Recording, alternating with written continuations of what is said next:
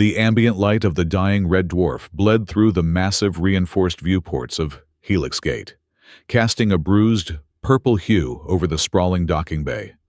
The station was a colossal transit hub, an iron behemoth suspended in the heavy, inescapable gravity well of the fading star. It was a marvel of modern engineering, renowned across the civilized sectors for one immutable fact: its security matrix never made a mistake. Silas Rowan felt the familiar, heavy jolt reverberate through the deck plates as his freighter locked into the magnetic docking clamps. This was strictly routine. He planned to cycle the atmospheric scrubbers, refuel the sublight drives, pick up his manifest of highly sensitive biodata drives and medical isotopes, and be gone in exactly 3 hours. Just like the hundreds of runs he had made before, he wanted no complications, no delays, and absolutely no conversations. Helix Gate was a congested, pulsing artery of the galaxy, choked with thousands of different species breathing dozens of synthesized atmospheres. As Silas disembarked and moved through the Grand Concourse, the sheer volume of noise and movement was overwhelming. The air smelled of ozone, burnt propellant, and heavy synthetic spices. He navigated the dense throngs of scaled merchants, towering cybernetic laborers, and exhaust-stained pilots with the practiced, fluid motion of a ghost. He kept his shoulders angled, deliberately slipping through the crowd to ensure no one brushed against him. He kept his eyes locked straight ahead, ignoring the chaotic bartering and the heavy glare of station enforcers. Even in the sweltering ambient heat of the lower commercial decks, Silas wore a heavy, high-collared jacket zipped tight to his throat, paired with thin, form-fitting tactile gloves. The garments were not a fashion choice, nor were they designed for the environmental controls of his ship. They were strict containment. Beneath the synthetic fabric, violent, jagged scars clawed their way up his forearms, winding tight around his collarbone and creeping up the sides of his neck. They were not ordinary surgical marks or burn tissue. They were a map of a place he had spent 7 years trying desperately to forget. A physical testament to a nightmare he never spoke of. The main security checkpoint loomed ahead, a mandatory choke point between the gritty civilian docks and the secure commercial sectors where his cargo awaited. As Silas queued up behind a caravan of nomadic traders, his eyes narrowed, picking up on a subtle wrongness in the environment. The primary scanning arch had been replaced since his last visit. It did not look like the sleek, chrome and glass iterations of standard orbital technology that populated the rest of the station. Instead, it was a massive, monolithic construct forged from a porous, obsidian-like material that seemed to actively absorb the light around it. It did not hum with the high-pitched frequency of electrical currents. It seemed to breathe, a slow, rhythmic pulse of deep azure and abyssal black light throbbed beneath its surface, resembling the steady heartbeat of some slumbering, ancient leviathan dredged up from a dead world. Silas watched the passengers ahead of him pass through the imposing archway. The process was swift and ruthlessly efficient. A luminescent membrane washed over a scaled reptilian trader, and the overhead monitors flashed a series of mundane, color-coded citations. An unregistered agricultural parasite in the digestive tract. A minor trace of contraband stimulants hidden in a boot. Next, a heavily armored mercenary stepped through, and the system flagged a concealed thermal blade with a sharp, brief chime. It was ordinary. It was predictable. The machine read biology, intent, and metal, categorizing the galaxy's countless petty sins into neat, manageable digital folders.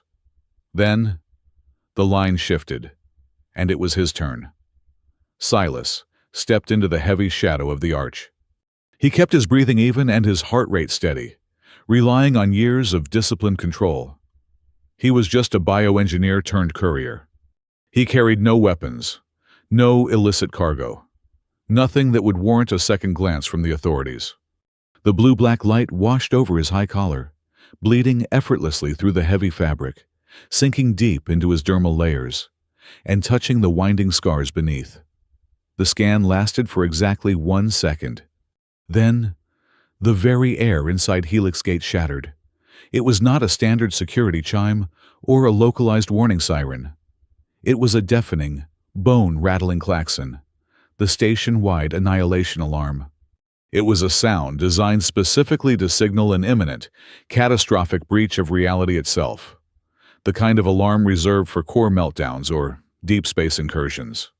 Instantly, the ambient lighting was severed, replaced by the violent, disorienting strobing of blood-red emergency flares. Massive, meter-thick blast walls slammed down from the vaulted ceiling with concussive thuds, sealing off the checkpoint from the rest of the concourse and locking the sector down completely. Above him, the ceiling panels retracted with the sharp shriek of tearing metal. Sleek, predatory combat drones dropped from hidden compartments, their targeting lasers cutting through the suddenly hazy air to paint a dozen glowing red dots directly over Silas's heart. The crowd behind him erupted into absolute, unadulterated pandemonium. They did not just step back. They scrambled, trampled, and tore at each other to get away from the scanning arch. Their primal instincts screamed that the quiet man standing beneath the alien stone had just ceased to be human. They looked at him with wide, terrified eyes, scrambling over luggage and knocking over barricades as if he were a walking supernova about to detonate. Silas stood entirely still in the center of the chaos. He did not flinch. He did not reach for a weapon he did not possess. He did not speak a single word. His pale eyes were fixed upward, staring at the colossal central monitor suspended directly above the checkpoint. Usually, the massive screen would flash a bold red threat code accompanied by a standard classification: biological hazard, explosive ordnance, wanted fugitive. Instead, the digital interface flickered violently, struggling to render the output as if the ancient machine was forcing a translation through incompatible software. The standard system font dissolved entirely, replaced by stark, glowing white text that dominated the massive screen. It was not a security classification. It was a question. Subject identified by divine contact. Did he endure judgment? The silence that fell over the immediate vicinity following the alarm was heavier and far more terrifying than the noise. The heavily armored security personnel, usually ruthless, cynical, and unflinching in the face of pirate raids or smuggler shootouts, stood frozen behind their reinforced barricades. Their heavy particle rifles were drawn and aimed directly at Silas, but their hands shook uncontrollably. The system had not labeled the lone courier a physical threat. It had not labeled him a biological anomaly. The ancient, breathing machine was actively asking a question, attempting to verify if the fragile, flesh and blood creature standing before it had been weighed by a god-level power and had somehow lived to walk away. Silas Rowan exhaled a slow, measured breath, watching the vapor of his own breath catch the red emergency lights. He slowly raised his hands, palms open, showing them entirely empty to the trembling guards and the hovering, lethal drones. On the outside, he was the absolute picture of perfect, chilling calm, a man merely caught in a systemic glitch. But beneath the heavy high collar, beneath the thin tactile gloves, the jagged scars began to burn with an agonizing, phantom heat. They throbbed in perfect synchronization with the blue-black light of the ancient archway. The deep, suffocating terror he had buried so carefully for 7 long years uncoiled in the pit of his stomach, cold and sharp. He looked at the trembling guns, the terrified faces of the crowd, and finally back to the glowing white words on the screen. He knew, with absolute and terrifying certainty, that the machine was not broken. The descent into the absolute core of Helix Gate took exactly 22 minutes. The heavy grav lift dropped in total silence, leaving the chaotic noise of the upper commercial sectors miles above them. Silas sat locked inside a hardened stasis chair, his wrists secured by heavy magnetic restraints that hummed with a low, oppressive frequency. Standing directly opposite him was Marshal Cor Vale, the station's chief of security. Kor belonged to the Kalan caste, a heavily fortified bipedal species defined by thick, calcified exoskeleton plates that covered their vital organs and a psychology rooted in absolute, unshakable logic. The marshal did not pace. He did not issue threats. He merely stood perfectly still, his deeply recessed, solid black eyes locked onto Silas. To a Kalan, the universe was a mathematical certainty. Every action had a predictable reaction. Every threat had a measurable profile. Kor was not looking at Silas as if he were a smuggler, a terrorist, or a murderer. He was studying him as if Silas were a catastrophic rounding error in the foundational arithmetic of reality. The lift ground to a halt at sublevel -40. The blast doors hissed open, revealing an interrogation chamber completely isolated from the station's primary network.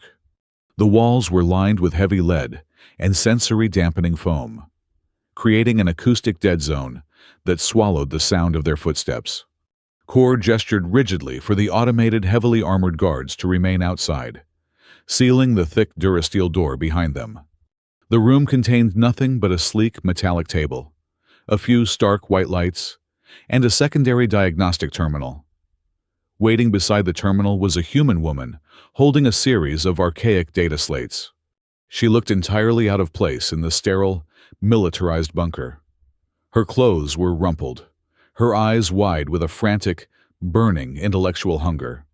"This is Dr. Mara Solon," Kor stated, his voice a deep, resonant rumble that seemed to vibrate through his bone-plated jaw.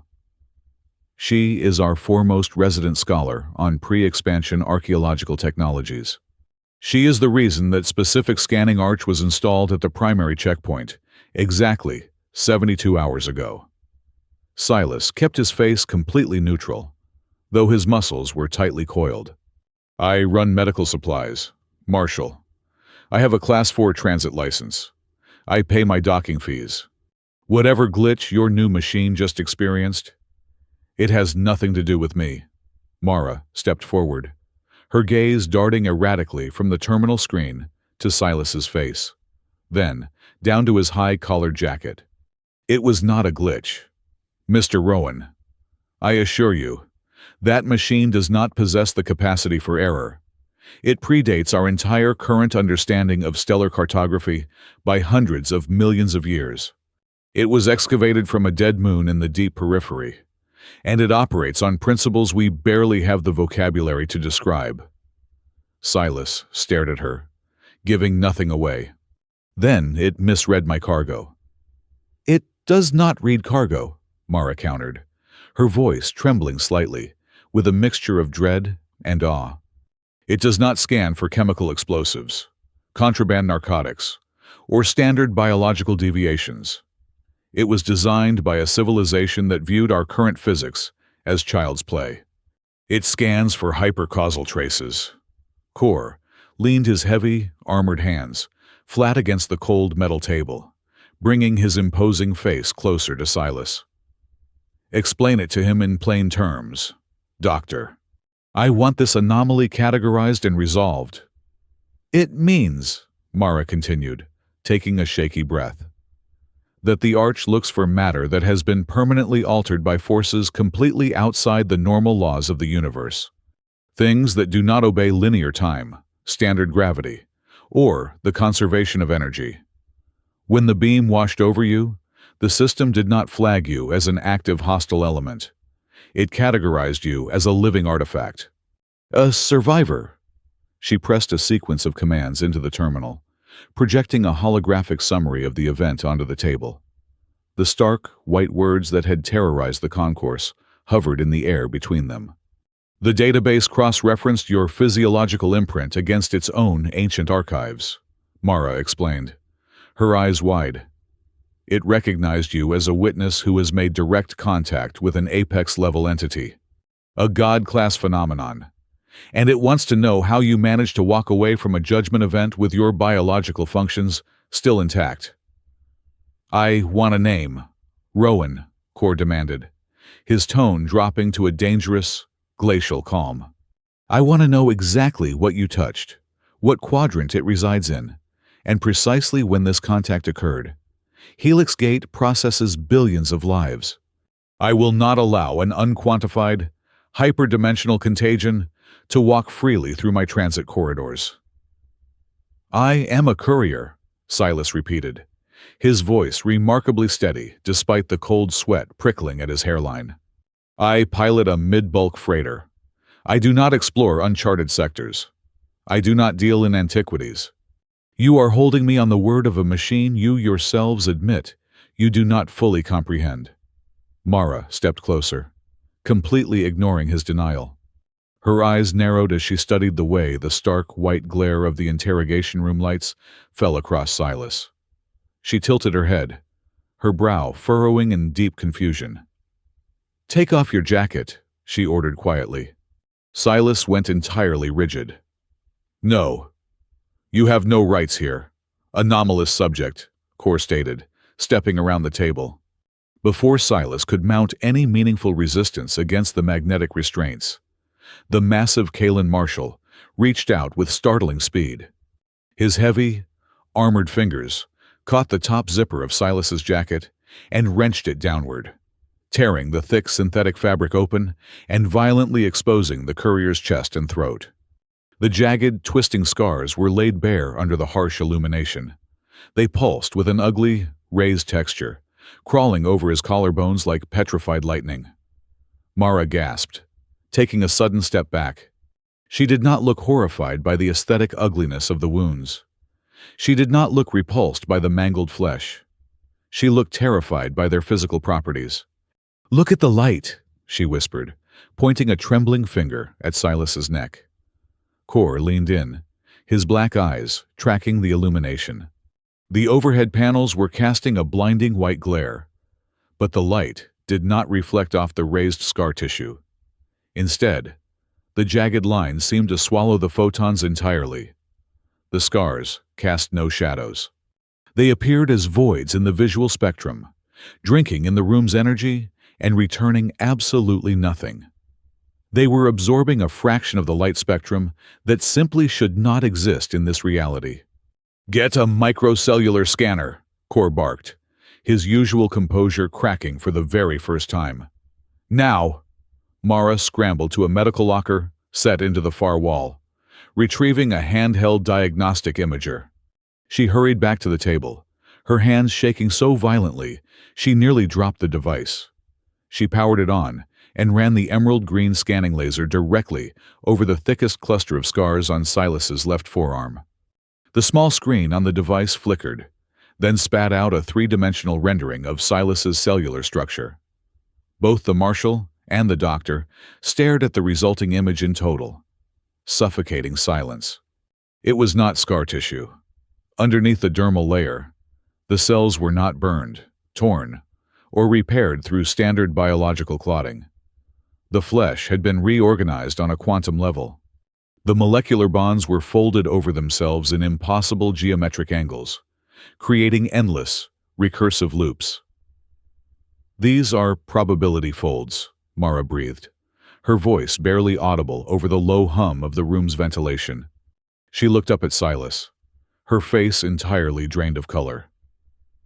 "Your flesh has not been damaged by heat or kinetic force. Your body has been physically touched by a dimension operating on a completely different axis of time. These marks are not wounds. They are temporal burns." Silas closed his eyes, his breathing growing shallow. The walls of the secure bunker suddenly felt paper-thin.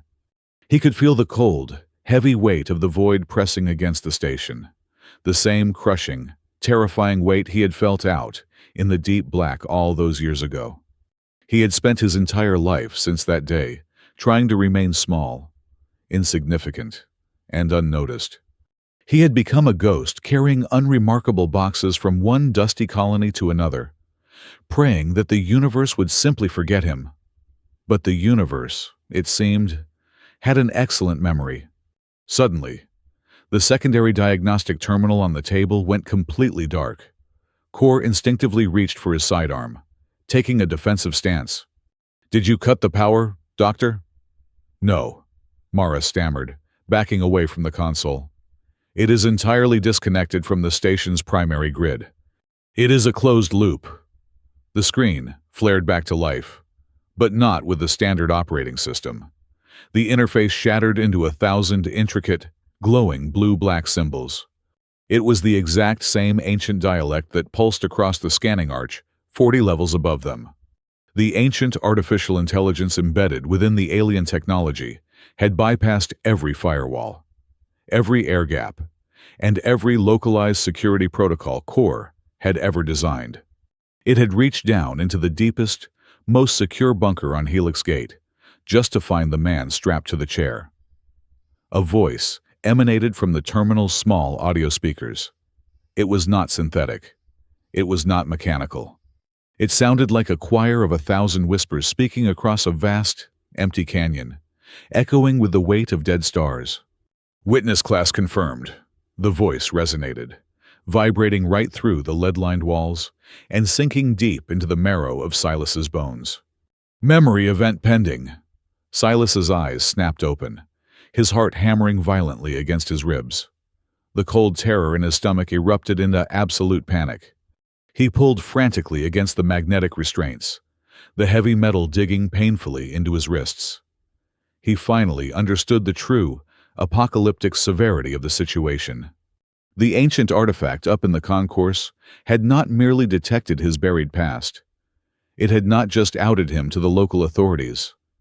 The machine was a catalyst. It recognized the seal on his soul, and it was actively preparing to rip his carefully locked memories wide open, dragging whatever he had survived right into the present moment. The echo of the ancient artificial intelligence faded into the dampening foam, leaving a suffocating silence in its wake. Mara broke it first, her voice a fragile, determined thread. She turned to the Kalen Marshal and insisted they move the courier to the classified deep medical wing on sub-level 45. She argued that the anomaly on the man's skin was not a residual injury from a hostile encounter. It was an active, functioning containment mechanism, a seal. And if the station's architecture was trying to pry it open, they needed to understand exactly what was locked inside before the seal broke completely. Core reluctantly authorized the transfer. Within 15 minutes, Silas found himself strapped to a cold, slanted diagnostic slab in a sterile, hermetically sealed laboratory, surrounded by hums of heavy, multi-spectrum radiological equipment. The restraints here were woven synthetic polymers, designed to hold a thrashing patient steady during invasive surgery. Mara calibrated the primary overhead imaging array. She engaged the deep spectrum emitters, flooding the room with a pale, jaundiced light that penetrated the epidermis, the dermis, and the subcutaneous fat, projecting a live, three-dimensional topographical map of Silas's forearm onto a massive floating display. The image rendered, and the breath caught in Mara's throat. Beneath the pale surface of his skin, there was no aggregation of fibrous tissue. Instead, microscopic, filamentous structures wove through his musculature in sharp, deliberate geometric patterns. They were not static. As Silas's heart beat, pumping blood through his veins, the structures shifted.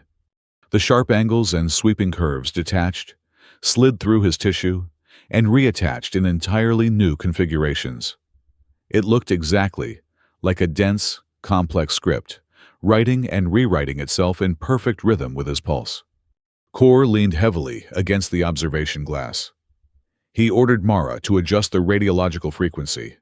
When she dialed the emitter into the deep ultraviolet spectrum, the shifting script on the monitor snapped into a sudden, terrifying clarity. The microscopic lines ceased looking like language and expanded. They formed intricate, sweeping arcs of orbital mechanics, gravitational wells, and dense clusters of celestial bodies. It was a map. His flesh was actively storing and processing a navigational chart of an entirely uncharted, forbidden expanse of space. The laboratory doors slid open, admitting a slender, pale man clutching a heavy datapad. Elias Vorn, the station's senior cryptographic analyst, possessed the nervous, twitchy energy of a man who spent his life translating the dark corners of the galactic archive. He did not look at Silas. He stared exclusively at the massive floating display, his eyes darting back and forth as he ran the shifting patterns against his decryption algorithms. Elias spoke in a hushed, terrified whisper, explaining that the syntax did not match any known biological or synthetic language on record. However, the root morphology shared a 99% correlation with fragmented liturgical texts excavated from the dead systems of the Perseus arm. These texts belonged to an era before the first stars had fully ignited. They were myths, Elias stammered, primitive theological horrors detailing apex-level entities that seeded and harvested entire universes as if they were nothing more than controlled laboratory experiments. The moment Elias uttered the phrase about farming universes, Silas began to choke. A violent, jagged gasp tore from the courier's throat. His chest heaved against the polymer restraints. The slow, rhythmic shifting of the map beneath his skin accelerated into a frenzied, boiling blur. The heavy, metallic tang of adrenaline flooded the sterile air. He squeezed his eyes shut, his jaw locked tight, fighting a visceral, suffocating panic. The very concept Elias had just spoken aloud was the exact truth Silas had spent 7 long, agonizing years trying to drown in cheap synthetic whiskey and mind-numbing cargo runs. Mara rushed to his side, her hands hovering over his chest, but not daring to touch the vibrating skin. She pleaded with him to breathe, warning that his rising heart rate was destabilizing the script. Silas forced his eyes open. The pale, clinical lights of the medical bay reflected off his sweat-slicked face. The silence in the room was heavy, expectant. He realized then that the only way to stop the ancient machine in the concourse from forcibly tearing the memory out of his mind was to willingly surrender a piece of it himself. He swallowed hard, his voice a raspy, broken scrape against the quiet room. He told them he would give them a portion of the truth, nothing more. Before, he was a nameless courier running medical supplies. Silas had served as a senior biological engineer aboard the research vessel Cinder Wake. It was a deep-void exploratory ship commissioned by a coalition of inner core worlds. Their primary mandate was to investigate a terrifying, localized phenomenon: the spontaneous, unexplained disappearance of entire frontier settlements. These were not violent raids. There were no atmospheric breaches, no orbital bombardments, and no biological plagues. Whole populations simply ceased to exist, leaving their infrastructure entirely intact. The final expedition of the Cinder Wake had taken them to a desolate, frozen sector known as the Morning Array. A cluster of 8 highly advanced, self-sustaining deep space research stations had gone completely dark simultaneously. Silas described the agonizing, silent dread of boarding those stations. The automated docking bays had welcomed their ship perfectly. The primary fusion reactors were burning at optimal efficiency. The hydroponic gardens were lush. The oxygen scrubbers were cycling flawlessly, and hot meals sat half-eaten on the cafeteria tables. But across all 8 stations, they found absolutely nothing. Not a single corpse. Not a single drop of blood. Not a single sign of struggle, panic, or forced entry.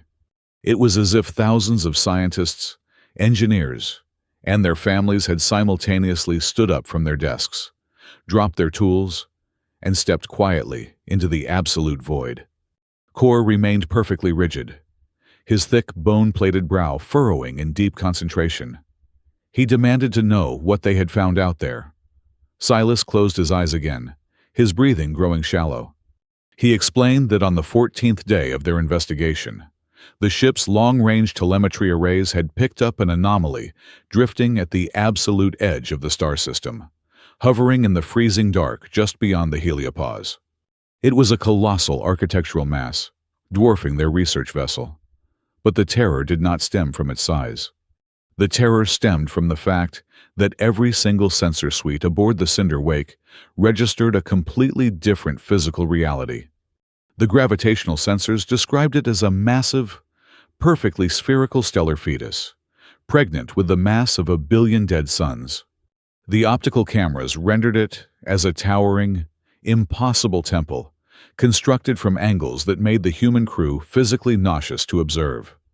The thermal imaging mapped it as a colossal, closed eye, radiating a heat signature that predated the universe's rapid expansion era. And the navigational computers simply read it as a fractured, broken gate leading into a dimension devoid of logic. Silas stopped.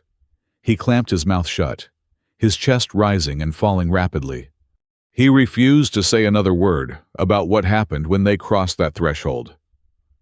Elias looked horrified, frantically typing the variables into his pad, trying to rationalize the impossible physics. Kor's dark eyes narrowed, calculating the strategic threat of a localized reality-warping mass. But Mara stood perfectly still, her gaze drifting slowly from Silas's face down to the heavy, pulsing scars laid bare under the diagnostic lights.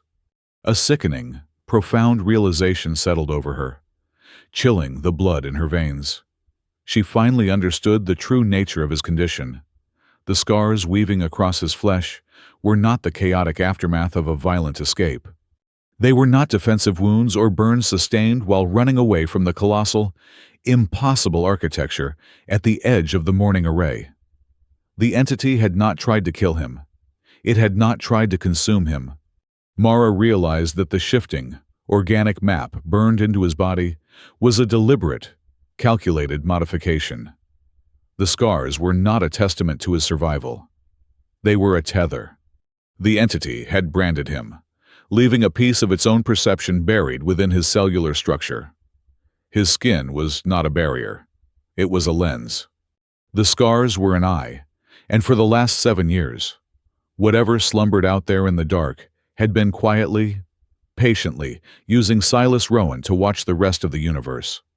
The sterile lights of the deep medical wing seemed to dim, entirely consumed by the gravity of the memory spilling from the courier's lips.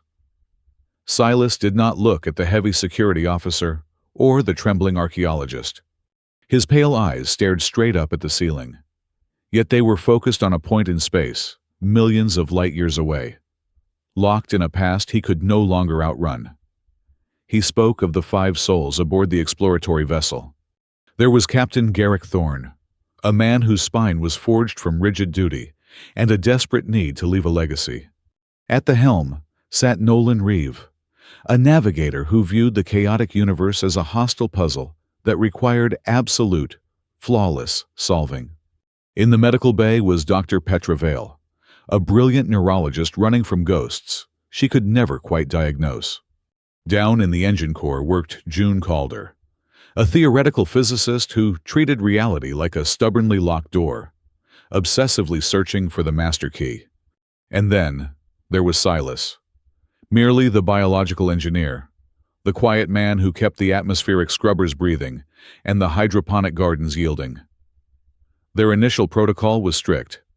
They were to hold a safe orbital distance of exactly 10,000 kilometers from the impossible architecture drifting at the edge of the dead system. They would deploy passive sensor buoys, record the environmental data, and jump back to the core worlds. That was the plan. But the architecture did not broadcast on standard subspace frequencies. The first wave hit them, not as an audible alarm, but as a profound, localized shift in gravity and emotion. It felt like a sudden, crushing weight of nostalgia pressing against the hull. Silas described how the air inside the cockpit grew thick, with an overwhelming sense of profound regret and a desperate, clawing thirst for understanding. It was not a feeling generated by their own minds. It was an external signal. A synthetic emotion beamed directly into their unprotected consciousness. June was the first to recognize the breach. She stumbled onto the command bridge, her hands clutching her temples, her eyes wide with a terrifying revelation. She warned the crew that the structure was not speaking to them in any mathematical or linguistic code. It was actively simulating the deepest, most heavily guarded curiosities of every single person on board. It was creating a bespoke lure, a siren song crafted from their own unresolved traumas and existential hungers, designed specifically to pull them out of the safety of the void. Before Captain Thorne could order a full emergency burn to retreat, the ship died. It was not a mechanical failure. The main drives simply ceased to recognize the laws of thermodynamics. The helm locked completely. The digital chronometers scattered, one console reading a time hundreds of years in the past, while another raced forward into an unborn future. Then, the heavy, pressurized airlock doors at the starboard docking ring began to cycle open. They engaged their magnetic seals, locking onto a massive, invisible threshold that the physical sensors swore was not there. The ship had received a docking command from an unseen source, and it obeyed without hesitation. They had no choice but to don their heavy void suits and step through the breached airlock. The moment their boots crossed the threshold, the universe broke. The interior of the architecture possessed absolutely no respect for normal geometry. They walked down a corridor forged from what looked like polished obsidian, only for the ceiling to abruptly dissolve into a sprawling, tempestuous sky filled with burning, violet nebulas. They descended a sweeping staircase that did not lead to a lower deck, but somehow spiraled downward into their own vivid childhood memories. The walls flanking them were not solid matter. They were polished, shifting mirrors. But instead of reflecting the heavy void suits they wore, the surfaces projected terrifying alternatives. Silas saw a version of himself as an old, withered man. He saw a version of himself who had died in the cradle. He saw a version of himself that was composed entirely of blinding light. The environment was actively unspooling them. Petra was the first to break formation. She ripped off her protective helmet, ignoring the readings that screamed the atmosphere was toxic, because she heard a voice echoing from the end of a long, twisting hall. It was the distinct, undeniable voice of her mother, a woman who had perished 2 decades prior. Petra ran toward the impossible sound, tears streaming down her face, chasing a ghost made of alien architecture. Captain Thorne froze in the center of a massive, vaulted chamber. The floor beneath him bloomed into a holographic projection of every single failed expedition he had ever commanded, every lost ship, every dead crewmate. But in this projection, he saw the exact tactical maneuvers that would have saved them all. The architecture was offering him the agonizing, perfect gift of redemption. Nolan dropped to his knees, his hands frantically tracing invisible lines on the ground. He was seeing the golden threads of every single, safe navigational route in the cosmos.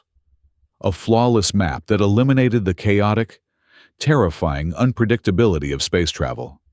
He was weeping at the sheer, beautiful certainty of it. June simply stared up at a ceiling that was raining glowing, golden mathematics. She was watching the unified equations of creation itself solve before her very eyes, pulling the universe apart into neat, understandable variables. And Silas. The architecture dug deep into the quiet, unassuming biological engineer, bypassing any desire for glory, absolute knowledge, or power. It found the singular, pathetic dream he had buried so deeply he barely knew it existed. Through the shifting walls, Silas saw a small, rustic house, built from pale timber, sitting on a patch of green grass on a quiet, unremarkable border planet. He saw a porch. He saw a gentle rain falling. He saw a life devoid of cosmic horrors, devoid of profound, crushing responsibilities. He saw a completely ordinary, painfully mundane existence, the one thing a man born into the brutal, relentless grind of the shipping lanes could never achieve. The architecture knew exactly what would break him. They realized, in a collective moment of sheer dread, that the structure was not reading their brainwaves like a conventional telepathic machine. It was forcefully peeling back their existential weaknesses. It was manifesting as the most seductive, irresistible concept possible for each individual mind. It was a predator that hunted by offering you the very thing you needed to feel whole. Drawn by these overwhelming visions, the five of them staggered blindly toward the absolute center of the construct. The chamber they entered possessed no walls, no floor, and no ceiling. It was an expanse of pure, vibrating tension. At the epicenter, there was no physical god sitting upon a throne. There was no giant, multi-dimensional beast. There was only a profound, overwhelming field of presence. It was a concentration of sheer existence so dense that the human brain completely failed to process it. When Silas tried to look directly at the center, his visual cortex glitched. The image refused to remain stable for more than a fraction of a second. One moment, it was a blinding, singular point of white light. The next, it was an ocean of screaming faces. Then, it was a geometric shape with infinite, unfolding angles. It hurt to observe. It was an affront to biology itself. Then came the invitation. It was not spoken aloud. No booming voice echoed in the chamber. Instead, the invitation bloomed directly inside the marrow of their bones, an undeniable, telepathic weight that demanded an immediate answer. The field of presence offered them a binary choice. They could step forward and surrender the agonizing, chaotic, and terrifying uncertainty of their mortal lives. In exchange, they would receive absolute, unvarnished truth. They would understand the precise mechanisms of reality, the purpose of existence, and the end of all things. They would never have to guess, suffer, or fear the unknown again. Or they could turn their backs, walk out of the impossible temple, and return to the fragile, agonizing dark of the universe. They could choose to live in profound, pathetic ignorance forever. The most terrifying part, Silas whispered to the silent room, was not the alien environment. It was not the impossible physics or the crushing weight of the entity. The most terrifying part was the overwhelming, intoxicating feeling that, for the very first time in his entire life, he was completely and perfectly understood. The entity knew exactly how tired he was, and it was offering him permission to finally stop fighting. Captain Thorne moved first. The crushing weight of command, combined with the phantom echoes of thousands of missing colonists, pushed him forward. He firmly believed that no matter how terrible the cosmic truth might be, it possessed a fundamental, objective value that far outweighed the safety of ignorance. He took a heavy, deliberate breath and stepped directly into the vibrating, unstable epicenter of the field. Silas braced himself, his muscles locking tight. He fully expected the older man to be violently unmade, bracing for a sudden burst of kinetic force, a blinding flash of radiation, or a visceral dismantling of flesh and bone. Instead, there was an agonizingly quiet transition.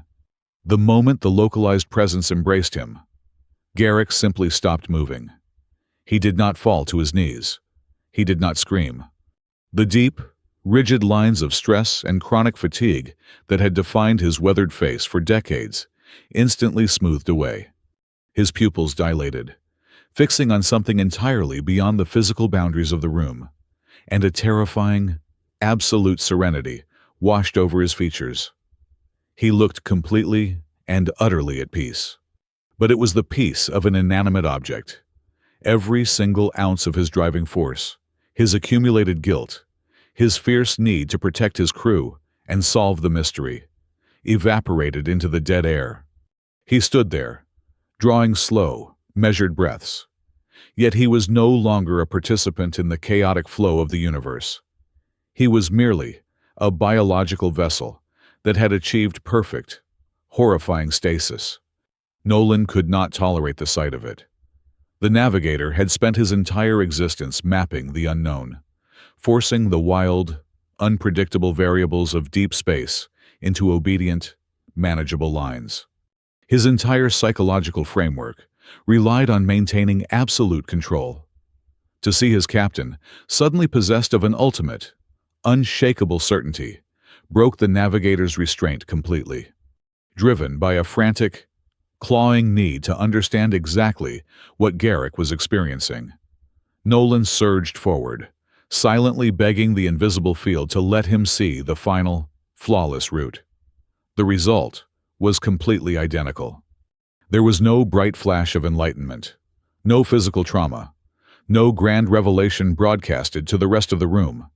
It was simply the absolute, chilling cessation of human will. The fierce, desperate fire that made Nolan who he was vanished in an instant. His shoulders slumped, his manic energy drained away, leaving behind a placid, empty shell, staring blankly into the infinite dark.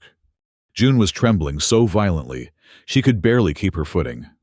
But she stepped forward anyway. She was a theoretical physicist.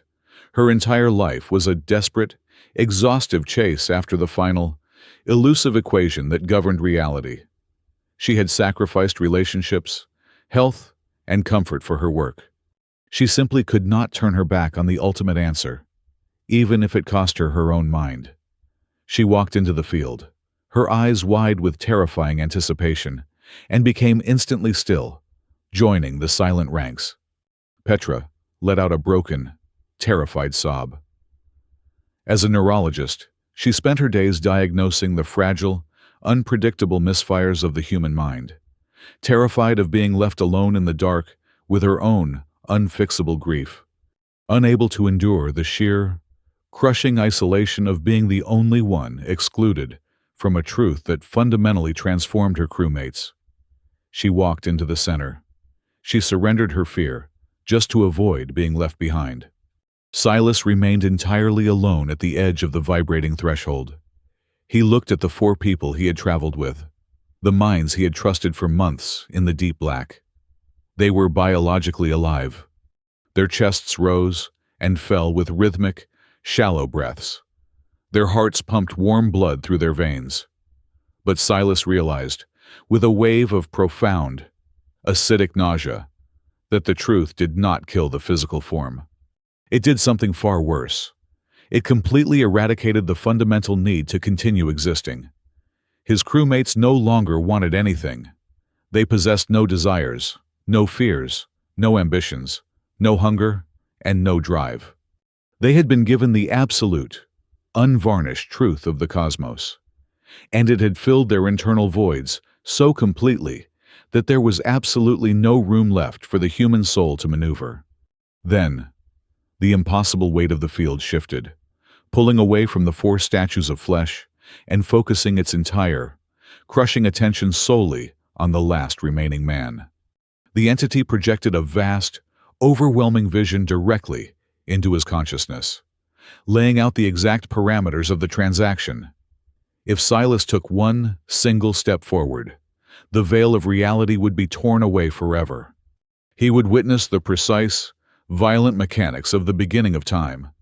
He would understand the exact origin of consciousness, the brutal, mathematical necessity of physical and emotional suffering, the grand architectural scaffolding that held up the divine, and the eventual, inevitable heat death of all known civilizations. He would possess the absolute truth, becoming a living god in a fragile, mortal shell. But as the staggering weight of that omnipotent knowledge hovered just inches from his mind, Silas looked past the light. He saw the devastating, barren wasteland hiding immediately behind the truth. If he knew everything, there would never be another reason to choose. If he understood the exact, predetermined outcome of every single action, there would be absolutely no reason to create art, to build a home, to endure a hardship, or to love another fragile, imperfect creature. The act of hoping was fundamentally reliant on not knowing what tomorrow would bring. To possess perfect, complete awareness was to render the very act of living entirely obsolete. What value does a question hold when you already possess every single answer? Silas dug his heavy boots into the fractured, non-Euclidean floor. He clenched his jaw, feeling the heavy, ragged rhythm of his own, imperfect, entirely human heart. He refused. He did not step back out of cowardice. He did not step back out of a primitive fear of the unknown. He stepped back because he made a profound, terrifying calculation in the face of a god. He realized that an incomplete, flawed life. A life built entirely on desperate, blind aspiration and the painful process of learning was inherently more valuable than a state of flawless, stagnant perfection. A truth that strips away the need to wake up the next morning and try again was not a divine gift. It was a cosmic execution. His silent refusal echoed loudly in the vibrating chamber. For a long, suspended moment, the presence did not react. The heavy air grew entirely still. Then, the oppressive atmosphere shifted drastically. The entity did not project wrath, malice, or divine indignation. Instead, an emotion entirely alien to the ancient, godlike intelligence rippled through the space. It was surprise. It was a staggering, towering astonishment that a microscopic, finite creature would actively choose the agony of ignorance over the supreme comfort of absolute understanding. The entity had encountered countless minds, and all of them had rushed eagerly toward the flame. Silas was an anomaly. The field reached out. It did not consume him, nor did it attempt to force the knowledge into his skull. But it touched him. The physical contact was excruciating. A searing, blinding heat tore straight through the heavy protective layers of his void suit, sinking directly into the flesh of his chest, his neck, and his arms. It felt as though a branding iron forged from pure, conceptual thought was being dragged slowly across his musculature. The entity was actively carving its recognition into his biology, leaving shifting, quantum scars that burned with an impossible, dark light.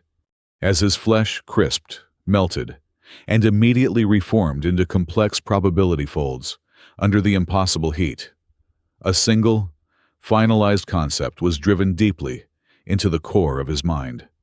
The voice did not use words. It used the heavy, undeniable weight of a dying star to deliver the message directly into his marrow. You reject the end through understanding. Bear this mark. The sterile, jaundiced light of the deep medical wing seemed to physically recoil as Silas finished speaking. He told them how he had stumbled backward, dragging his own trembling body away from the absolute epicenter of the construct. He had left Garrick, June, Nolan, and Petra standing perfectly still in the impossible chamber. They were breathing, their hearts were beating, and their eyes were wide open, yet they were entirely hollowed out. They were awake, but utterly absent from the universe, completely drained of the fierce, flawed spark that made them human. Silas had sealed himself inside a standard emergency pod and punched the manual ejection sequence. When the small vessel violently breached the threshold and spun out into the freezing vacuum of the morning array, he had looked back through the reinforced viewport. There was absolutely nothing there. The colossal, mind-bending architecture that had swallowed his crew was gone. It had not cloaked itself, nor had it engaged a sublight drive to flee. It had simply ceased to occupy that specific coordinate of reality. The sensor logs on his escape pod were wiped perfectly clean, registering only the sterile, empty static of deep space. Every piece of recording equipment showed a blank, white feed. The only physical proof that the cosmic entity had ever existed. The only evidence that Silas had not simply lost his mind in the dark was the agonizing, quantum-folded script burning relentlessly into his own flesh. Mara stepped away from the diagnostic slab, her hands trembling violently as she clutched the edge of the metallic table. Her sharp, brilliant mind was rapidly connecting the catastrophic dots. The obsidian archway, up in the commercial concourse, did not merely read the anomalous signature beneath the courier's skin. It had physically interacted with it. By running a deep spectrum scan over the probability folds of his scars, the ancient technology had acted as a catalyst. It had inserted a key into a lock that had remained untouched for 7 years. It did not just identify you, Mara whispered, her voice tight with rising horror. The machine recognized the seal on your biology, and it accidentally activated it. Your scars are not just a brand, Silas. They are a frequency. The exact moment she cross-referenced the shifting dermal patterns on the floating monitor with the central relic library. A violent, bone-jarring tremor ripped through the foundation of Helix Gate. This was not the familiar, mechanical vibration of a structural failure, a localized hull breach, or a kinetic impact from rogue debris. It was a fundamental, nauseating shudder in the local fabric of reality itself. The gravity plating beneath their boots spiked, then dropped to zero, then instantly stabilized, leaving their stomachs churning. Marshal Corvale slammed his heavy, armored fist onto the communications terminal. The secured channel erupted with a cacophony of frantic, terrified reports from across the massive transit hub. Standard chronology was completely collapsing. In 3 distinct commercial zones, the digital clocks had decoupled from the station's central mainframe. In the upper promenades, time was running backward, reversing the flow of spilled liquids and making automated announcements play in a distorted, reversed loop.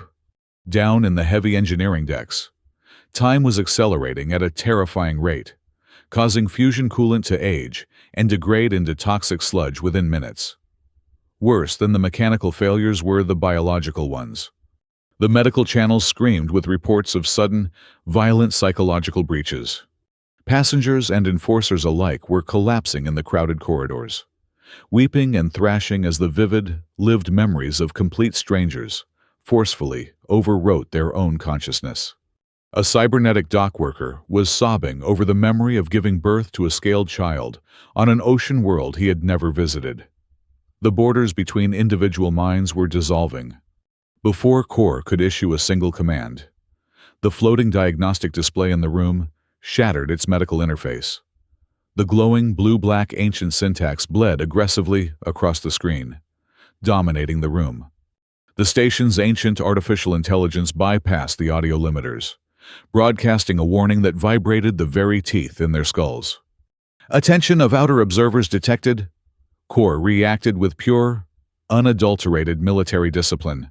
He barked a station-wide override code, initiating a total, catastrophic lockdown of Helix Gate. Heavy Durasteel blast shields slammed down over every viewport. Massive magnetic locks engaged across all 70 docking rings. The internal bulkheads sealed every sector tight. But the Marshal's absolute reliance on physical security was entirely useless against a metaphysical threat.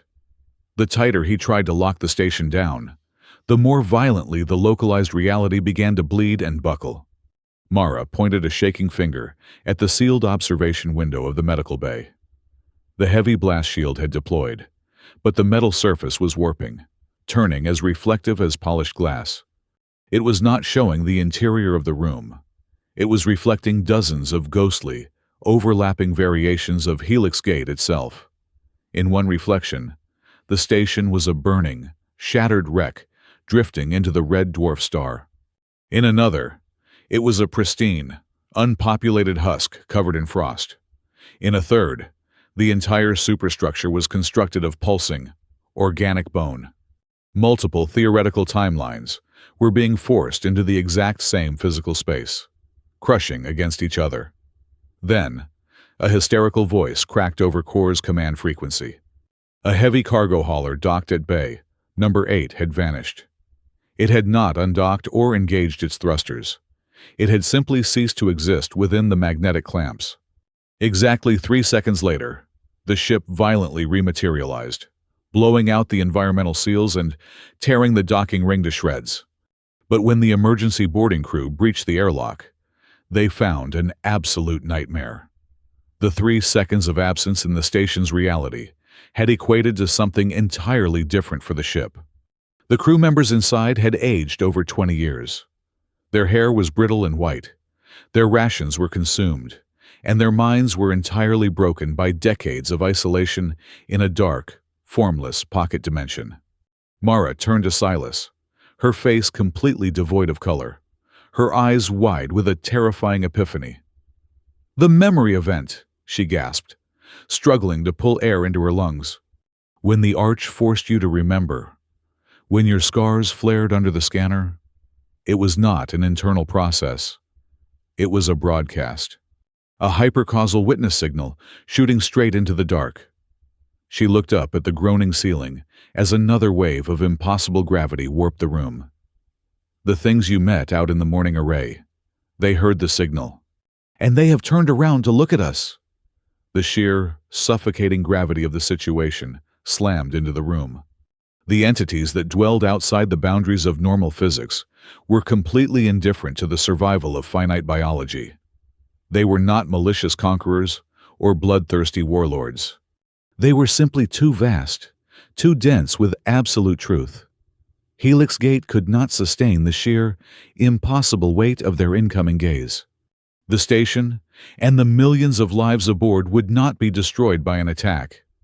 They would be accidentally crushed to dust, flattened by the mere friction of divine, inadvertent curiosity.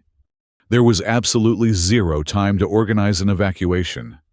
The escape pods would be shredded by the overlapping dimensional anomalies before they even cleared the docking bays.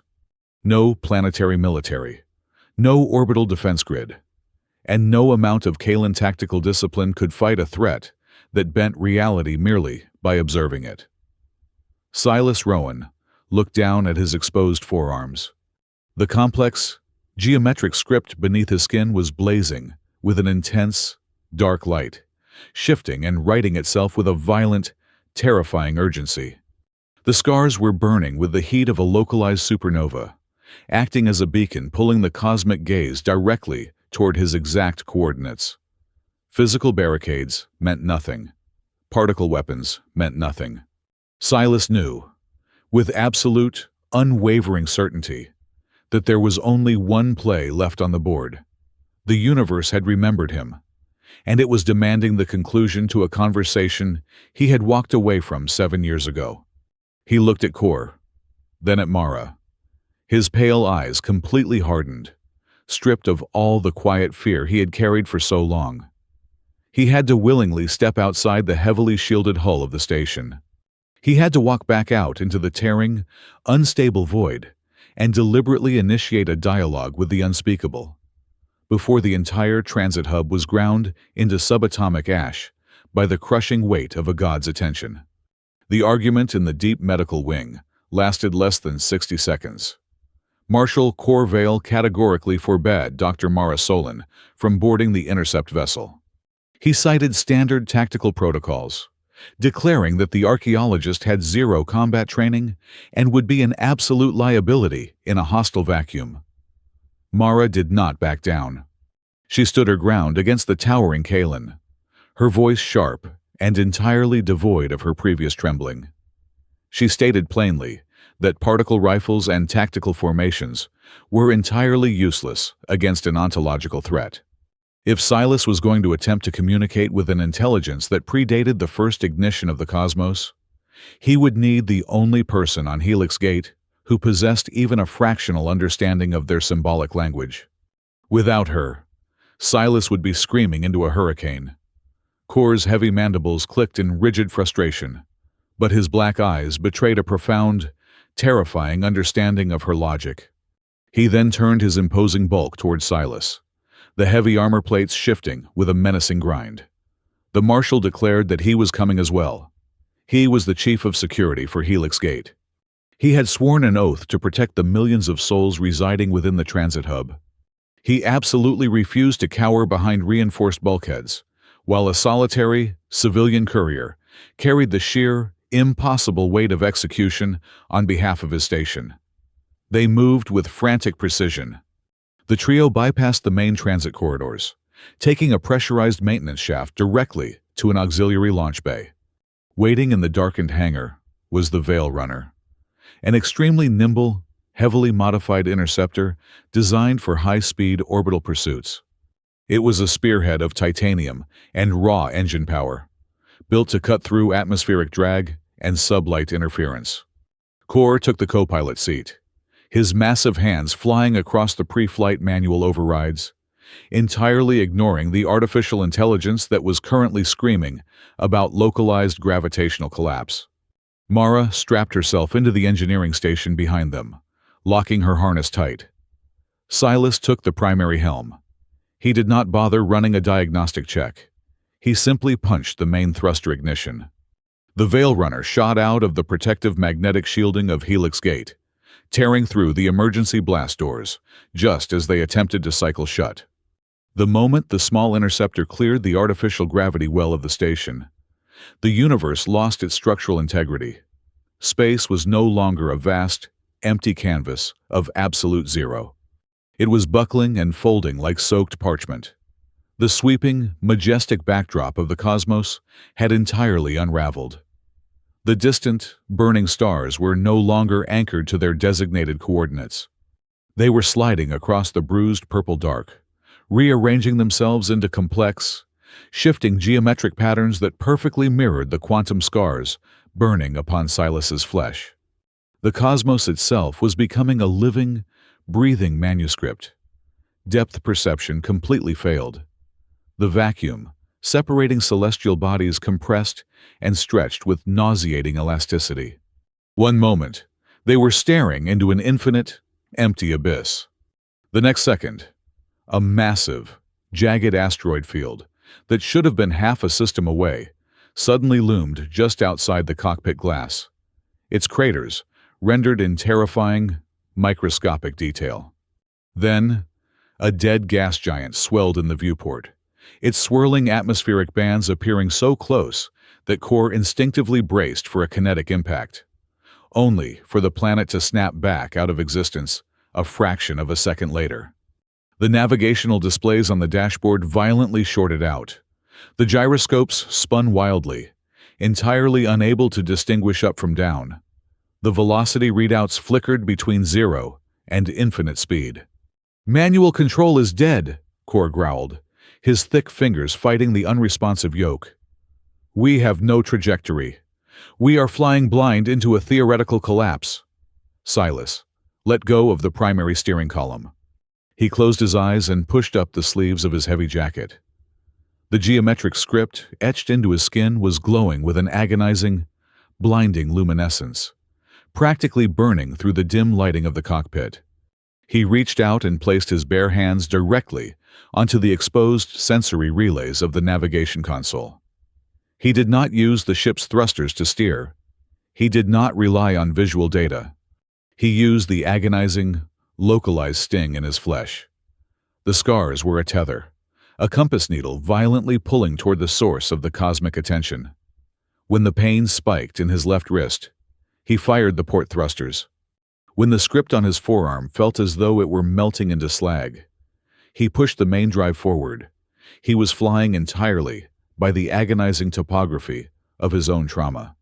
Behind him, Mara watched the optical sensors bleed erratic colors. Her mind raced, desperately trying to categorize the chaos. "They are not attacking us," she shouted, over the screaming protests of the ship's hull. "This is not a weaponized strike. It is a crude byproduct. The entities are simply looking in our direction. Their sheer cognitive density is so massive that the friction of their awareness is dragging the physical universe out of alignment. They are bending reality just by paying attention to it." Suddenly, the chaotic, shifting starfield directly ahead of the Veil Runner collapsed entirely. The vacuum blossomed into a perfectly flat, utterly silent black sea. It possessed no stars, no nebulas, and no light. It was a mirror of absolute, perfect stillness. As the ship hurtled toward the unnatural horizon, the surface of the dark sea began to reflect the Veil Runner. But it did not show a single, cohesive image. It fractured into countless, infinite variations of their current reality. Each reflection displayed a different, horrific conclusion to their flight. In one dark mirror, the ship's hull breached, instantly freezing the trio. In another, the fusion core detonated, reducing them to ionized ash. In yet another, they simply starved to death in a lightless pocket of suspended animation. The sea was actively calculating and displaying every single probability of their demise. The psychological pressure of the dark sea breached the cockpit. Core suddenly gasped, his massive chest heaving. His hands gripped the edges of the console so hard the metal began to warp. The marshal's eyes dilated wildly. A voice had invaded his skull. It was not the entities. It was the collective, roaring battle cry of his own Kalan ancestors, demanding his participation in a glorious, bloody planetary siege that had never actually occurred in recorded history. The chaotic energy of the void was weaponizing his deeply ingrained genetic duty, urging him to grab the controls and plunge the ship into the dark water to join a phantom war. A low, guttural growl vibrated in Kor's throat. He closed his eyes, his facial plates locking into a rigid, terrifying grimace. He leaned entirely on the iron discipline of his caste. He recognized the biological misfire. He forced his breathing to slow, chaining the hallucination down with pure, unadulterated logic. He would not surrender his mind to a statistical anomaly. He released his grip on the console, choosing to trust the human courier. Silas knew they could not survive crossing the dark sea. The friction of the overlapping realities would tear the atomic bonds of the ship apart. He had to stop the gaze before it fully materialized. He did not try to formulate a complex, mathematical greeting. He did not attempt to speak the ancient, liturgical language that Mara had studied. He knew that raw, finite emotion was the only thing the entities actually recognized as authentic. Silas pushed his consciousness directly into the burning scars on his arms. He used the quantum folds of his flesh as a crude, biological antenna. He gathered every ounce of his exhaustion, his terror, and his desperate, fierce need to protect the mundane, fragile lives on Helix Gate. He compressed it into a single, pure transmission of intent. "Look at me," Silas broadcasted through the seal, pushing the emotion out into the tearing fabric of space. "Not the station, just me." The response was instantaneous. The violent groaning of the Veil Runner's hull ceased completely. The chaotic, rearranging stars froze in their tracks. The dark, reflective sea of infinite deaths evaporated into nothingness. The entire quadrant of space fell into a profound, terrifying dead silence, as if a boiling, raging ocean had been instantly flash-frozen simply because a leviathan had turned its massive head. Then, they arrived. 3 distinct presences manifested simultaneously. They did not appear on the optical sensors. They did not block out the stars with physical bodies. They appeared directly inside the cognitive capacity of the 3 mortals aboard the ship. It was an invasion of pure, overwhelming scale. Silas, Mara, and Kor felt the sheer, staggering weight of the entities pressing against the inside of their skulls. The presences were so vast, so incredibly dense with absolute, unyielding truth, that the physical universe struggled to contain them. A sharp, terrifying crack echoed through the silent cockpit. The reinforced durasteel hull of the Veil Runner actually fractured, a hairline spiderweb of splintered metal racing along the ceiling. The ship was not under attack. The physical matter of the vessel was simply beginning to break down under the impossible, localized gravity of a god-tier manifestation. They had successfully drawn the attention of the infinite, and now they had to find a reason not to be crushed by it. The crushing weight inside the fractured cockpit of the Veil Runner did not manifest as physical gravity, but as an overwhelming, omnidirectional awareness. 3 distinct consciousnesses crowded the small space, pushing against the fragile minds of the mortals. Silas looked down at his arms. The shifting, quantum script that had burned with a dark, bruising ultraviolet had violently changed hue. It now flared with a blinding, molten gold, singing with a frequency that vibrated the marrow in his bones. The presences recognized the frequency instantly. They did not use vocal cords or atmospheric vibrations to communicate. They projected massive, heavy concepts directly into the cerebral cortexes of the 3 occupants. The first concept crashed into Silas's mind, translating into a title that carried the weight of a dying galaxy. They called him the one who refused the finality. They called him the denier of the absolute conclusion. A profound, chilling confusion washed over the trio, emanating from the entities. It was not a human confusion, but the sheer, staggering inability of an infinite being to comprehend a finite limitation. The entities projected a question that tasted like cold iron. They demanded to know why a microscopic, ephemeral creature, fully aware that its biological vessel would inevitably decay and die within a handful of decades, would actively choose to continue existing in a state of agonizing imperfection, rather than accept a complete, flawless understanding of the cosmos. Silas did not attempt to counter their divine logic with scientific theory. He unbuckled his harness, standing up in the groaning cockpit to face the empty, starless void beyond the cracked glass. He answered with the very things that made him desperately, painfully mortal. He projected the raw, unrefined emotions that had kept him flying cargo runs for 7 long years. He spoke of promises made to people who were no longer alive, of a desperate, clawing need to save the millions of unaware souls resting on the station behind him. He pushed back against the crushing divine logic with the concept of hope. Hope, he argued, was a biological imperative that could only exist in the absolute absence of certainty. If the future was perfectly known, hope was entirely dead. Mara Solon unclasped her trembling hands and stepped up beside him. She did not speak of individual grief. She spoke with the voice of a historian who had watched thousands of species rise from the mud. She projected the staggering, messy triumph of civilization. She told the infinite presences that species did not survive by understanding the fundamental equations of the universe. They survived through the sheer, stubborn act of shared existence. They accepted that they were blind and ignorant, yet they still gathered together to build shelters against the cold. They spent years healing broken bodies. They raised children they knew would outlive them. They constructed laws to govern their chaotic impulses, and they carved memories into stone so the next generation would not have to start in the dark. Marshal Corvale remained seated, his heavy armor grinding as he braced his massive frame against the console. He added his own rigid, unyielding frequency to the mental broadcast. He projected the concept of honor. He forced the entities to observe an idea that possessed absolutely no mass, no measurable energy output, and no mathematical logic. Honor was an intangible construct, Core explained.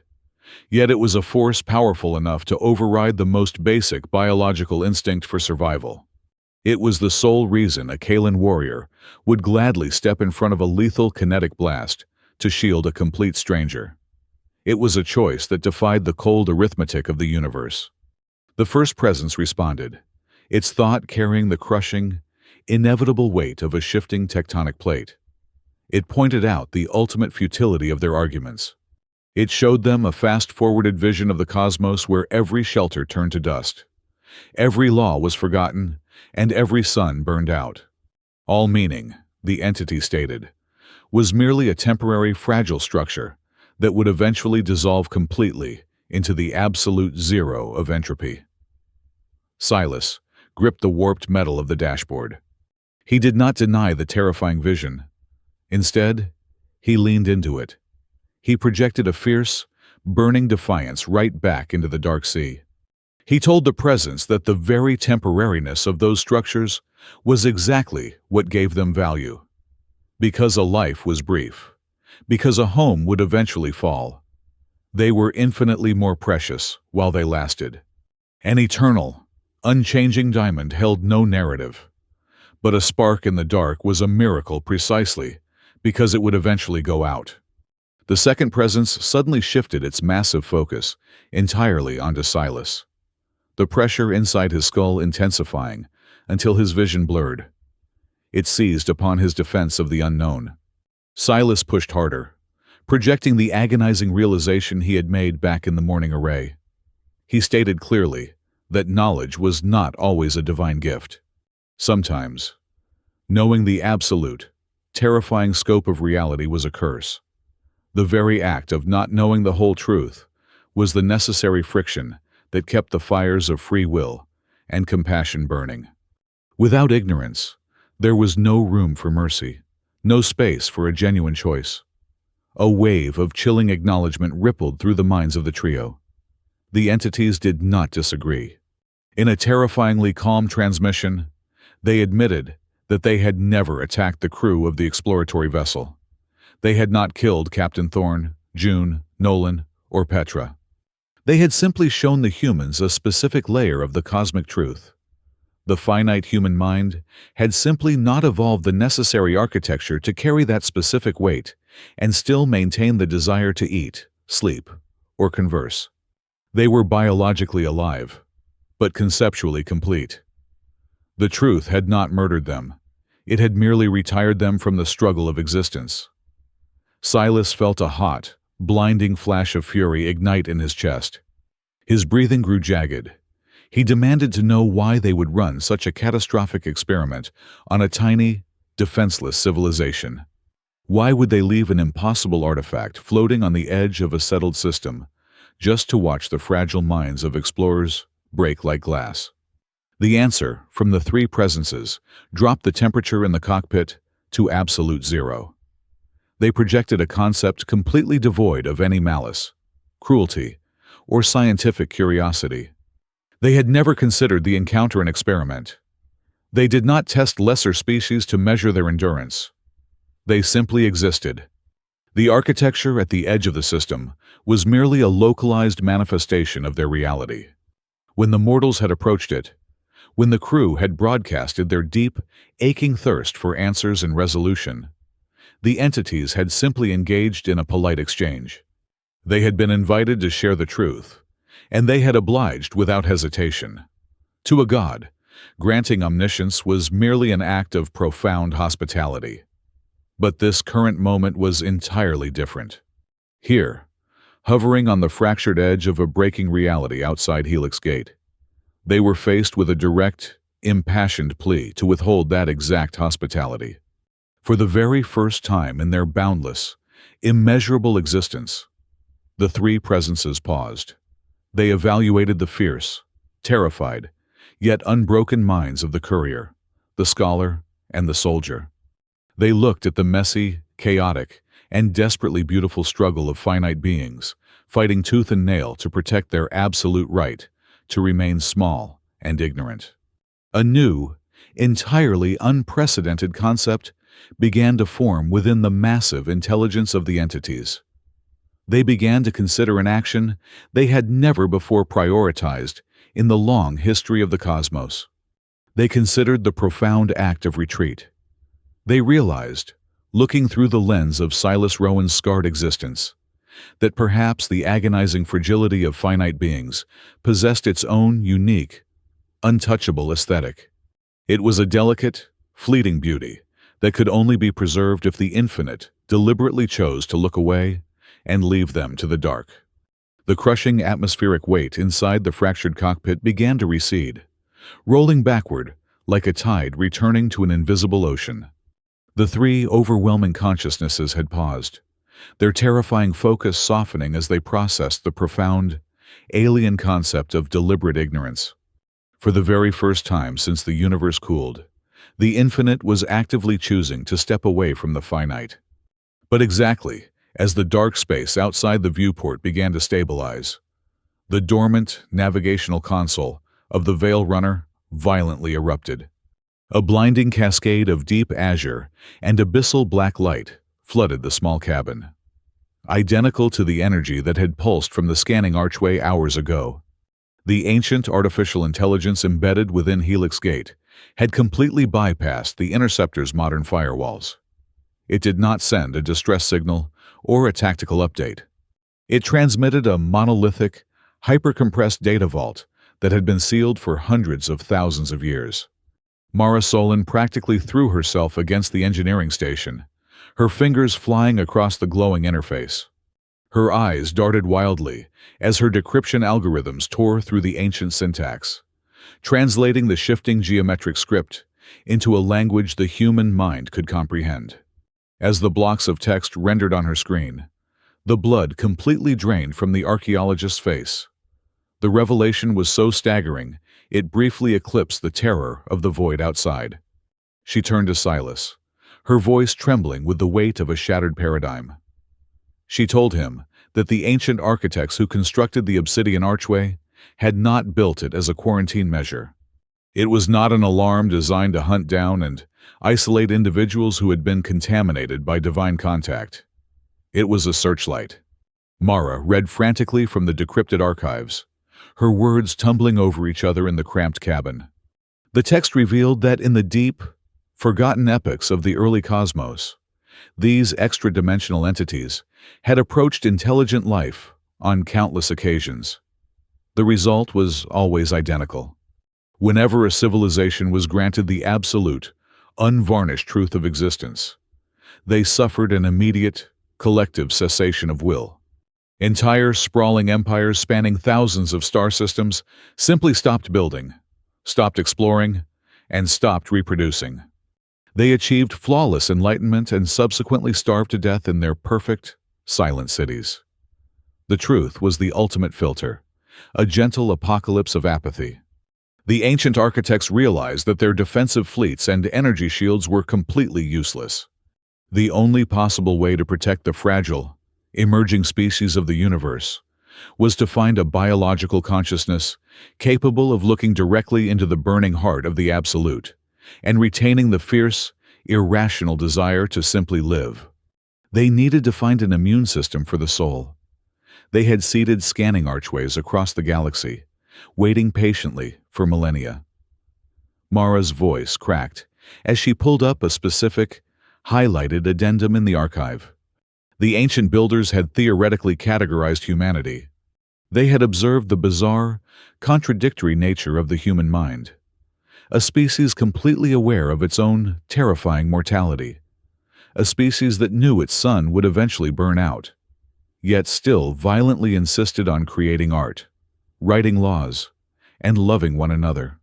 Humans possessed a unique, stubborn inclination to forge meaning out of temporary, fragile things. However, the archives stated they had never successfully verified a human subject who had actually passed the ultimate test. Until today, Silas Rowan was not just an unlucky courier who had stumbled into the wrong sector 7 years ago. He was not merely a survivor. The ancient artificial intelligence recognized him as the first living, biological proof that a finite mind could outright refuse the will-destroying truth of the cosmos without descending into madness or becoming a hollow shell. He was the verified anomaly, immediately. The azure light in the cockpit shifted, synchronizing perfectly with the molten gold script burning across Silas's arms. The AI was executing its final, dormant protocol. It was not just recognizing him, it was actively ordaining him. The machine permanently transferred a localized, structural authority directly into his biometric signature. It granted the scarred courier the diplomatic right to negotiate the boundaries of reality on behalf of all finite, fragile worlds whenever divinity drifted too close. Silas stared at his glowing hands, the staggering realization settling heavily upon his shoulders. He was never meant to hide from the gods. He was meant to be the wall that kept them out. But before the three retreating presences could fully acknowledge his newly established authority, the temperature inside the Veil Runner plummeted so drastically that frost instantly crystallized across the cracked viewport. The profound, heavy silence of the void shattered. A fourth presence manifested. It did not arrive with the overwhelming, curious weight of the other three. It arrived with the precise, terrifying edge of a surgical blade. It was colder, infinitely sharper, and entirely devoid of the passive observation that characterized its brethren. This new entity forced its way into the local space, its cognitive footprint tearing fresh, jagged fissures through the already damaged fabric of reality around the ship. The fourth entity fundamentally and violently disagreed with the concept of withdrawal. It projected its localized intent directly into the minds of the mortals, and its logic was devastatingly absolute. It viewed the other three entities as negligent and cruel. To this sharp, cold consciousness, allowing finite civilizations to continue clinging to their temporary, fragile meanings, was not an act of preservation. It was an act of prolonged, agonizing torture. The entity broadcasted a vision of the endless suffering that defined mortal existence. It showed them the brutal wars fought over misunderstandings, the slow, humiliating decay of biological disease, the crushing weight of grief when loved ones perished, and the hollow, gnawing fear of the unknown that haunted every civilization in the dark. To allow a species to stumble blindly through the universe, constantly hurting themselves and each other over temporary illusions, was an unforgivable cosmic failure. The most merciful, benevolent action the divine could possibly take was to rip away the illusion. The fourth presence believed that forcing absolute, flawless enlightenment upon the mortal realm was the only true cure for the disease of existence. It wanted to end their suffering by ending their capacity to want anything at all. Marshal Corvale roared in defiance, his Kalan instincts rejecting the cold, mathematical mercy. But his heavy voice was entirely swallowed by the sheer psychic pressure. Mara collapsed against her console, clutching her head as the entity's flawless logic threatened to override her own will to fight back. The fourth presence completely ignored Silas's newly granted diplomatic authority. It did not care about the ancient AI's protocols or the stubborn resilience of one single human. It viewed Silas as a statistical error that needed to be overwritten for the greater good of the cosmos. Instead of focusing its immense gravity on the fragile interceptor, the entity expanded its consciousness outward. It began to unfold a massive, localized cognitive field, an invisible wave of pure, concentrated truth, and aimed it directly past the Veil Runner. It was targeting the millions of unsuspecting souls residing within Helix Gate. Through the frosted, cracked glass of the cockpit, Silas could see the space between the ship and the massive transit hub begin to distort, rippling like a mirage under a burning sun. The fourth presence was preparing to blanket the entire station, ready to bestow its terrifying, paralyzing grace upon merchants, engineers, enforcers, and children alike. In a matter of minutes, Helix Gate would become a silent, floating tomb, populated by millions of perfectly peaceful, breathing statues. The three other presences hovered at the periphery, their massive intellects caught in a sudden, unprecedented state of indecision, leaving the fragile mortals entirely alone to face the descending blade of absolute mercy. Silas Rowan understood the exact, horrifying nature of the death that was currently accelerating toward the massive transit hub. If the cognitive wave generated by the fourth entity managed to wash over Helix Gate, the millions of inhabitants, the tired mechanics, the frantic merchants, the station enforcers, and the frightened children would not perish in a storm of fire or a sudden lack of oxygen. Their hearts would continue to beat, and their lungs would continue to draw air, but their minds would be entirely scoured of all ambition, fear, love, and desire. They would become a silent, breathing monument to divine apathy, exactly like the four lost crewmates standing frozen in the dark of the morning array. The original three presences hovered at the edges of the fractured reality, caught in a profound, cosmic hesitation. A dispute of this nature had never occurred within their collective existence. Their governing laws were not rooted in mortal concepts of morality, compassion, or cruelty. They operated entirely on the principle of consistency with absolute truth. The fourth entity was offering the ultimate truth, and to oppose it was to argue against the very fabric of their own nature. Mara Solon broke the crushing silence within the freezing cabin. The archaeologist grabbed the central communication array, her voice echoing not just through the ship's speakers, but projecting outward through the bleeding edge of the dimensional rift. She screamed into the void, declaring that if the divine truly comprehended the inherent value of a finite existence, then the absolute primary value must be the right to evolve. She argued fiercely that a species must be allowed to grow at its own agonizing, painfully slow pace, To forcibly impose an absolute, unearned perfection upon a young civilization was not a gift of mercy. It was an act of profound, catastrophic violation. Marshal Corvale did not wait for the philosophical debate to conclude. He relied entirely on his martial instincts. The Kalan warrior gripped the primary throttle of the Veil Runner and shoved it forcefully forward into the maximum overdrive position. He intended to drive the small, fragile interceptor directly into the epicenter of the descending cognitive wave. Core fully accepted that the immense frictional pressure of the overlapping realities would likely tear the titanium hull to pieces. His only goal was to physically push Silas as close to the fourth entity's focal point as structurally possible, offering the courier a direct line of interference.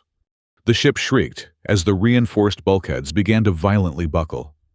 The atmospheric scrubbers ruptured, filling the cramped cockpit with the sharp, metallic taste of ionized air and freezing vapor. Silas knew that physical resistance was entirely meaningless. He could not fight a god with kinetic velocity or heavy shielding. He stripped the thin, protective tactile gloves from his hands, letting them drift away in the failing gravity. He reached out and slammed his bare, heavily scarred palms directly onto the exposed ancient interface core of the navigation console. The moment his flesh made contact with the ancient technology, the seal embedded within his biology achieved a perfect, flawless synchronization with the machine. The quantum folds beneath his skin erupted with a blinding, incandescent light, fully integrating his nervous system with the archaic, artificial intelligence. Silas did not broadcast a counter-argument of logic. He did not use weapons or shields. Instead, he opened the floodgates of his own mind and weaponized the chaotic, beautiful imperfection of the mortal condition. He projected a massive, overwhelming wave of pure human context directly into the teeth of the approaching divine wave. He broadcasted the memory of a family huddled together in a freezing colony habitat, sharing a laugh over a single, meager ration of synthetic protein. He projected the agonizing, beautiful tension of two weary travelers standing on a crowded docking ring, holding their breath as they waited for a reunion that had been delayed for years. He sent out the quiet warmth of an elder reciting completely fabricated myths to wide-eyed children around a flickering, artificial fire.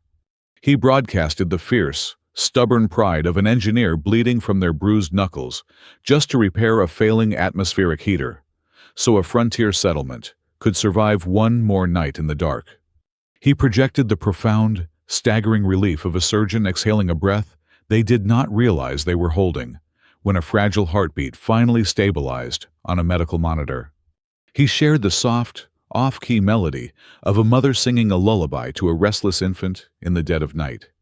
He showed them the unyielding, irrational spirit of a pioneer standing amidst the completely ruined wreckage of a collapsed dome, bending down to pick up a heavy wrench to simply start building it all over again. Silas forced the infinite entities to witness the fundamental truth of the finite. None of these moments represented the ultimate, flawless reality of the universe. They were messy, they were temporary, and they were doomed to eventually fade into the cold entropy of time. But Silas presented the undeniable proof that this very impermanence generated a unique, staggering value that could never be replaced by the cold comfort of absolute understanding. A god could never feel the profound triumph of repairing a broken heater because a god could never freeze. A god could never understand the fierce joy of a reunion because a god was never apart from anything. The transmission hit the cosmic threshold like a burning hammer. The three original presences absorbed the entirety of the broadcast. They processed the raw, undeniable aesthetic of the mortal struggle. They weighed the cold, stagnant perfection of the fourth entity against the vibrant, desperate, and beautiful chaos of the fragile lives Silas had laid bare. The verdict was absolute. The three entities finally shifted their massive, unimaginable weight, aligning their intent completely with the human courier. They reached a unified, terrifying conclusion, imposing omniscience upon a finite, developing being, was fundamentally destructive to the aesthetic integrity of a young, growing universe. It was an erasure of potential. In a silent, invisible clash of wills that sent a shockwave of localized gravity rippling across the entire sector, the three presences joined their forces. They slammed a metaphysical barrier down against the fourth entity, violently locking it out of the local quadrant and banishing its paralyzing wave of truth back into the deep dark. The crushing pressure inside the Veil Runner vanished instantly. The fractured stars beyond the cracked viewport snapped violently back into their proper, designated coordinates. The dark, reflective sea of infinite deaths dissolved into the familiar, empty black vacuum of normal space. Before the three victorious presences finally withdrew from the physical realm, they reached into the cockpit one last time. They did not speak, but they touched the courier. The deep, agonizing burn across Silas's flesh flared with a sudden, cooling relief. The jagged marks shifted their composition for the final time. The molten gold faded, replaced by a permanent, softly glowing silver. They had altered his seal. He was no longer just a witness who had survived. He had become a living, biological monument of profound, cognitive boundaries. Wherever Silas Rowan traveled, wherever he chose to linger, his very presence would broadcast an undeniable, divine warning across the celestial frequencies. He was a living perimeter marker, signaling to any apex-level entity that the surrounding space belonged exclusively to finite species that required a vast, respectful distance to safely grow. Helix Gate was entirely saved. The station-wide alarms gradually powered down, replaced by the frantic, confused chatter of millions of people who would never comprehend how close they had come to losing their souls. When the Veil Runner limped back into the auxiliary docking bay, Marshal Cor Vale and Dr. Mara Solon attempted to elevate Silas. They wanted to grant him unprecedented security clearances, academic titles, and the absolute gratitude of the Central Transit Authority. Silas quietly refused it all. He zipped his heavy, high-collared jacket up to his throat, concealing the silver script resting against his collarbone. He told them he was just a courier who had a schedule to keep. Within 3 hours, Silas Rowan uncoupled his mid-bulk freighter from the magnetic clamps and drifted quietly back out into the mundane, lonely shipping lanes. He carried his scarred body back into the dark, acting as a silent, living border between the terrifying absolute and the fragile human condition. He sat alone in his dimly lit cockpit, watching the distant stars blur as the sublight drives engaged. He was finally at peace with the quiet, unremarkable life he had chosen. Then, the long-range communications console pinged with a single, sharp chime. Silas froze, his hand hovering over the controls. The incoming transmission was not a traffic update or a cargo manifest. It was a heavily encrypted, localized biometric signal originating from a sector of space that had been completely dead for 7 long years. It was coming directly from the morning array. He stared at the flashing green light on the dashboard, his heart hammering a frantic rhythm against his ribs. The automated medical telemetry on the screen delivered a completely impossible update. Deep within the silent, formless dark of the impossible architecture, one of his 4 completely hollowed-out crewmates had just moved their hand. Thank you so much for listening to this story. Please comment below to let us know where you are tuning in from, so we can interact and share our thoughts together. I invite you to subscribe to the Sci-fi Stories channel, like the video, and support us even more by hitting the hype button so the story in this video can be heard by many more people.